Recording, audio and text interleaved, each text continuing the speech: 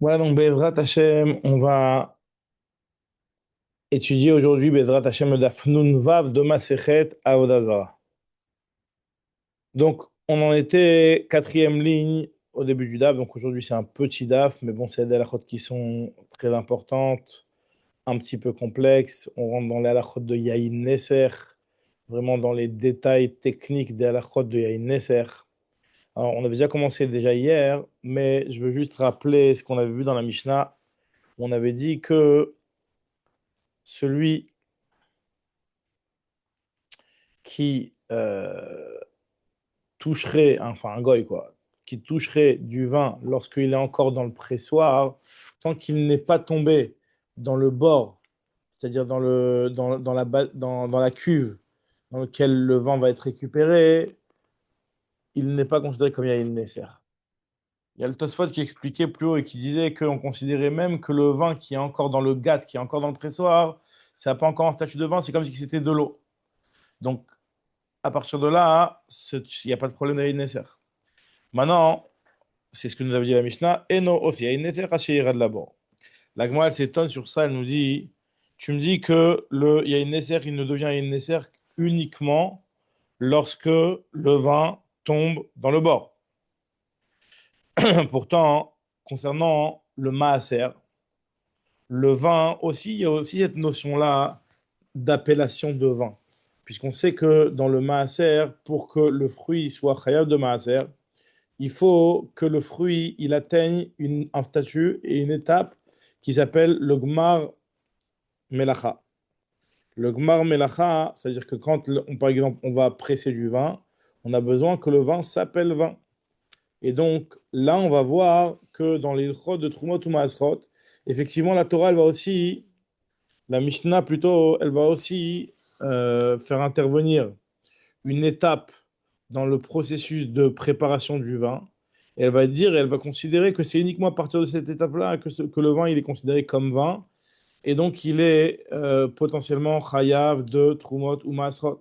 Or, on voit dans cette Mishnah-là que l'étape qui correspond à l'appellation de vin par rapport à ces halachot de Maasrot, ne correspond pas du tout à ce que nous on a vu par rapport à Yahin Nesser. Puisque nous, par rapport à Yahin Nesser, on est en train de dire que c'est lorsque le vin il tombe dans le bord, lorsque le vin tombe dans le trou, dans la cuve. Alors que dans la Mishnah, dans Masrot, il y a marqué Ve'atna'an Yahin Misheye Kape. Le Yahin, à partir de quand on considère que c'est un Gmar Malacha par rapport au Rio de Masrot, Misheye Kape, Misheye Kape. Alors ce qu'on appelle Misheye Kape, c'est dans le vin, il y a effectivement un moment où le vin est tellement pratiquement prêt que les saletés, elles commencent à flotter au-dessus du vin. À partir du moment où le vin il atteint cette étape-là, où les pépins, les saletés, etc., remontent à la surface, donc, et cette étape-là, elle se passe après le bord, on va considérer que c'est le Gmar Melacha. On voit que le Gmar Melacha Yahin, de s'appeler Yahin en tout cas, c'est pas seulement dès qu'il est dans le bord, mais c'est après, c'est seulement et uniquement à partir du moment où les saletés du vin, les résidus, tout ce qui est résidus, etc., il va remonter à la surface, Michel Capet. Alors Rava, lui, considère qu'effectivement, c'est une kushia. Et donc, ça veut dire qu'il considère que c'est vrai que normalement, les définitions de Maasrot et les définitions de NSR doivent être identiques. Vous allez comprendre pourquoi je précise ça par rapport à la suite. En tout cas, Rava, lui, considère que c'est une question. Mais la réponse à cette question, c'est de dire que c'est une marloquette Tanaïm. Lokashia, Arabe Akiva, Arabanan. Il y a Rabbi Akiva, il y a Rabbanan. Notre Mishnah qui a dit que le Gomar Melacha, c'est à partir du moment où ça tombe dans le bord, ça va comme la vie de Rabbanan. La Braïta qui dit que c'est considéré du Yaïn uniquement lorsqu'il y a cette étape-là de Michel c'est la vie de Rabbi Akiva. Puisqu'il y a marqué dans une Braïta, il faut corriger des Tanya.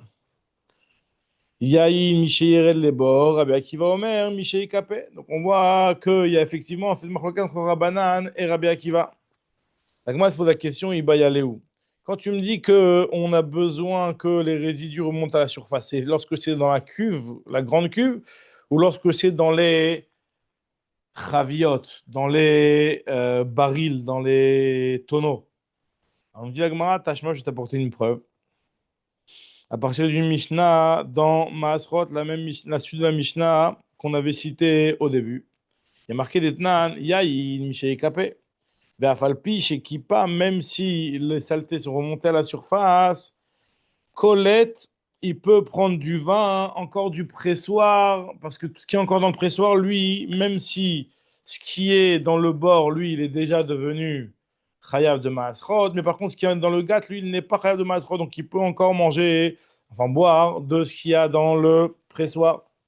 Et même du tsinor, du tuyau qui mène le vin du pressoir à la cuve. Ou minat tsinor. Qu'est-ce qu'on voit de là? Nous dit Agma médaillé quête de cette Mishnah-là. Shma Mina, qui pouille des bords, Kamrinan. On parle de la Akpa au moment du bord, Shma Mina, puisqu'effectivement, on parle là-bas, dans cette Mishnah-là, on parle dans le bord du moment où il y a eu le kipouille, du moment où il y a eu la flottaison, enfin, je sais pas comment on appelle ça, le flottement de ces saletés dans le vin. Maintenant, la Gemara, elle se pose une question. Elle te dit, va Tani Rav Zvid Bede Rabbi Yosha. Il y a marqué dans un autre enseignement, dans une autre braïta, que Yaïn, le Gemara Melacha du Yaïn pour le Maaser, c'est Michel Rebor Veikapé. Et Rabbi Akiva il dit Michel Ishle Bechaviot. À partir du moment où on l'a sorti du bord pour le mettre dans les chaviot. C'est un chiour qui est encore plus tard que le kipouille qu'il y a dans le bord. Parce que dans le bord, il y a un kipouille, donc il y a les saletés qui vont remonter à la surface. Et après ça, il y a encore une autre étape qui est le fait de commencer à prendre ce qui est dans la cuve et la mettre dans les chaviotes. On voit que Chachamim, lui, pense que le chiour de Sheikapé et pas le chiour de Yored les bords. Toi, tu m'as dit que c'est d'après Rabbi Chachamim et Chachamim, il pense à partir du moment où ça tombe dans le bord. Et que Rabbi Akiva lui pense Mishéikapé. On voit que Rabbanan, eux, ils pensent Mishéirel les bords Veikapé. Et Rabbi Akiva lui pense Mishéishale Bechaviot à partir du moment où on va le prendre pour le mettre dans les Chaviot. Alors, nous dit Agmara, tu as qu'à expliquer aussi le premier enseignement de la même manière. Les premières braïtot sur lesquelles était en machloket, enfin, c'était aussi de cette manière-là qu'il fallait les expliquer. Que Rabbanan, en réalité, quand il a parlé de Yaïn, c'était Yaïn, Mishire, de Borveikap. Et Rabbi Akiva, même Mishire, Bachaviot. La Mishnah, dans laquelle il y a marqué le Shiou, Mishire, et Babor, et qu'on dit que c'est Avit Chachamim, en fait, finalement, on reste quand même avec le problème de notre Mishnah concernant Yahin Nesser. Comment se fait qu'il y a marqué Mishéir les bords? Ça va comme qui? Ça va ni comme Rabbi Akiva ni comme Chachamim. Si tu dis que Rabbi Akiva, il pense à partir du moment où on va prendre le vin pour le mettre dans les chaviot, et que Chachamim pense à partir du moment où il y a eu ce Mishéir Kapé. Alors qui c'est qui pense que dès que ça tombe dans le bord, c'est un troisième avis? C'est un troisième avis? Est-ce qu'il y a vraiment un troisième avis? Vela matizine katane no Yahin Nesser Hachir les bords limat la tatanei. Est-ce qu'on va dire qu'il y a trois Tanaïm? Je dis, ouais, non, tu sais quoi, on va faire une différence entre la halachot de Yahin Nesser et de Maaser. Pas comme ce que Rava lui avait considéré qu'il n'y avait pas de différence. Lo, Shane Yahin Nesser d'Achmiru Berabanan, les Chachamim ont été plus machmir dans le din de Yahin Nesser. Ils ont été machmir dans la vie de Chachamim de considérer qu'à cause de la Khumra de la Vodazara, ils ont dit qu'il est devenu Yahin Nesser à partir du moment où il y aura les bords. Et d'après Rava, lui qui considérait que normalement les halachot doivent correspondre et que c'est exactement la même définition pour le Yahin Nesser et pour Masrot, alors lui, les Rava de Loshanele, Nachinami, il faudra dire qu'il y a trois Tanaïm. Mukimle, Kitlata, et il est Mokim comme trois Tanaïm. Très bien. Donc on a fini ce premier point où effectivement on voit que l'appellation de vin par rapport au halachot de Nesser et par rapport au halachot de Masrot, c'est pas sûr qu'ils correspondent. Et qu'il y a lieu de dire que les Inyan Avodazara, les Inyan Yain Nesser qui est lié à la Avodazara, c'est plus grave et on va considérer, Ramim vont considérer que c'est du vin à partir du moment où uniquement c'est tombé dans le bord. Alors que concernant le Maasrot, c'est une étape même plus loin, hein, puisque c'est à partir du moment où chez IKP où les saletés vont remonter à la surface. Voilà. Ah bon, il y en a qui disent qu'il y a trois Tanaïm, c'est la vie de Rava a priori.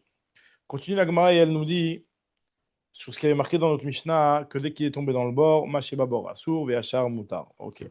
Avuna lui vient et il te dit que même le Yahin, qui est dans le Gat, des fois il peut être Yahin Nesser. Il te dit, Amar Avuna, Lo Shanu, ce qu'on a dit que le Yahin qui est dans le pressoir, il n'est pas Yahin Nesser, et la Shelo Irzir Gargout ni la Gat. il n'a pas mis le gargoutni. Alors, le gargoutni, c'est un genre de filtre, c'est un genre de panier en roseau qui était mis à la sortie du tuyau qui allait relier le pressoir à la cuve. Et en fait, ce panier, il permettait de retenir toutes les saletés qui étaient les grosses saletés en tout cas, qui tombaient du pressoir et qui allaient se diriger vers la cuve. Ils sont retenus par ce gargoutni. Et si tu prends ce gargoutni et tu le remets dans le gat, nous dit Ravuna, à ce moment-là, même ce qui est dans le gat va devenir Yahin Nesser. Parce qu'on considère quelque part que le vin qui est dans le gargoutni, s'il a été touché par le goy, il est déjà du Yahin. Et quand tu vas le remettre dans le gat, finalement, tu as mélangé ton Yahin Nesser avec le Yahin qui est dans le pressoir. On nous dit à Gemara, Lo shanu ela shelo irzer gargout ni lagat. Aval irzer gargout ni lagat, assour. On dit à Gemara, mais la gargout ni lui-même, encore, c'est pas encore dans le bord. Comment ça se fait qu'il est interdit? Gargout ni gouvé b'mayo mitzera. On dit à Gemara, benitzok, par le fait qu'il est rattaché avec le Yahin qui est du bord, il y a un écoulement qui rattache. Nitzok, c'est l'écoulement qui rattache et on considère que l'écoulement fait un chibour. Et le vin qui est dans le gargout, il est considéré quelque part aussi rattaché, mais choubar avec le vin qui est dans le bord. Donc on voit Shmamina, Benitzok, Shmamina, Nitzok Ribour, que l'écoulement et le fil qui rattache les deux endroits, les deux liquides, il est considéré comme un Ribour. La Gemara elle dit ça par rapport à une baya qu'on verra plus tard, qu'effectivement c'est une baya dans la Gemara, est-ce que Nitzok Ribour ou Nitzok Laf Ribour? Nous dit la Gemara, finalement on peut dire que c'est pas du tout, on n'a pas du tout une preuve, on peut très bien expliquer que la raison pour laquelle le vin dans le gargoutni il est interdit, parce qu'on parle d'un gargoutni qui est en fait à la tête d'un tuyau qui est au-dessus du bord, et que le vin qui est dans le bord, il a tellement été à ras-bord que ça a touché le gargoutni. Finalement, dans le gargoutni, il y a du vin carrément du bord qui s'y trouve. Rabbi, ce que nous dit Agma ici, qu'il est un Rabbi Chia, chez Pechasatot Sluchito, comme ce que Rabbi Chia il a enseigné par rapport à ce qui a marqué là-bas dans une Mishnah, plus tard on verra, à la fin de la Masechet, que si jamais Israël il a versé du vin d'un versoir, un verseur, dans un keli d'un goy, on considère que le vin qui est dans le verseur, il va être interdit puisque et pas c'est pas lié avec le fait que nitzok ribou, mais c'est juste parce que pechasatot sluchito, ça veut dire que le vin qui est dans le keli du goy, il a touché, il était à rabord et il a touché ce qui se trouve dans le verseur. Pareil de la même manière aussi, ce qui est dans le gargoutni, chez pachasto boro, le boro il a débordé et il a touché le gargoutni. Donc c'est pour ça que c'est interdit. Continue maintenant, Agma, elle nous dit, ah oui, Enouka. L'Agma nous parle du Yenouka. Alors, le fameux Yenouka, on entend beaucoup parler en ce moment du Yenouka. Et en réalité, la notion de Yenouka, c'est une notion qui est dans le Zohar, mais elle est aussi citée ici dans la Gemara, puisqu'on voit ici que s'il y avait un enfant qui avait 6 ans et qui connaissait de manière parfaite Maseret Avodah Zarah.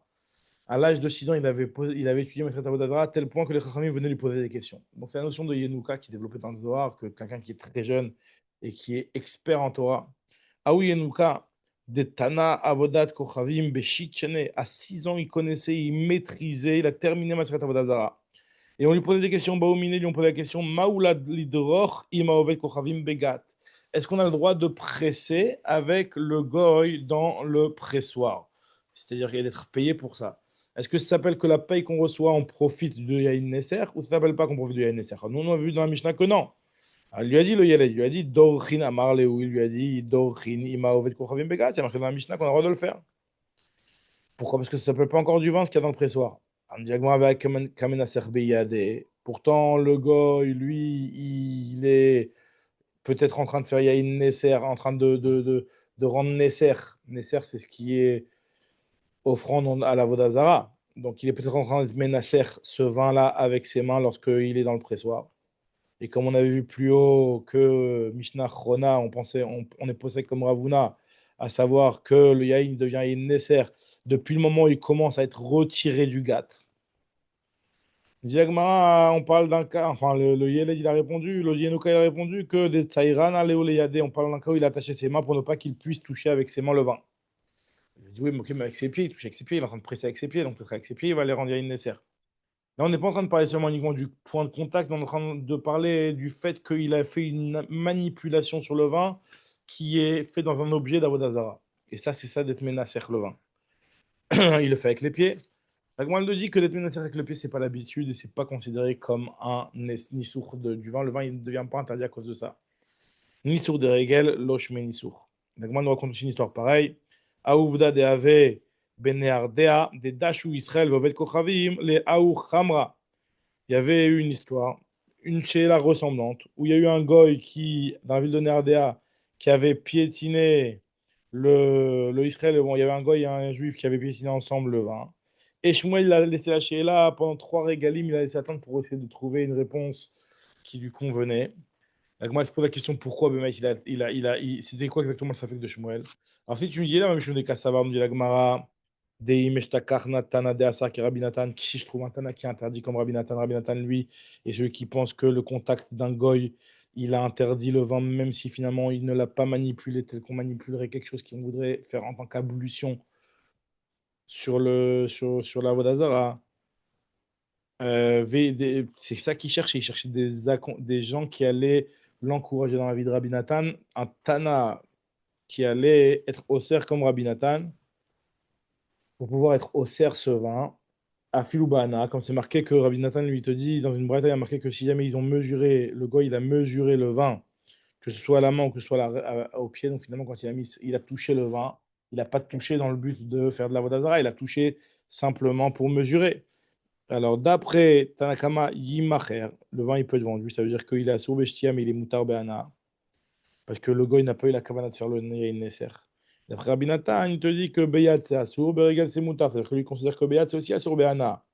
Il ne pourra pas le vendre. Donc, moi, tout de suite, elle nous dit, là, on parle que ça a été fait avec le pied. Avec le pied, même Rabbi Nathan, il est d'accord que c'est bon. Imoud amar Rabbi Nathan, beyat, beregal miyamar. Donc, finalement, la raison pour laquelle Shmuel il a attendu si longtemps pour pouvoir prendre une décision parce qu'il recherchait quelqu'un qui allait lui encourager dans le sens du éther cette fois-ci.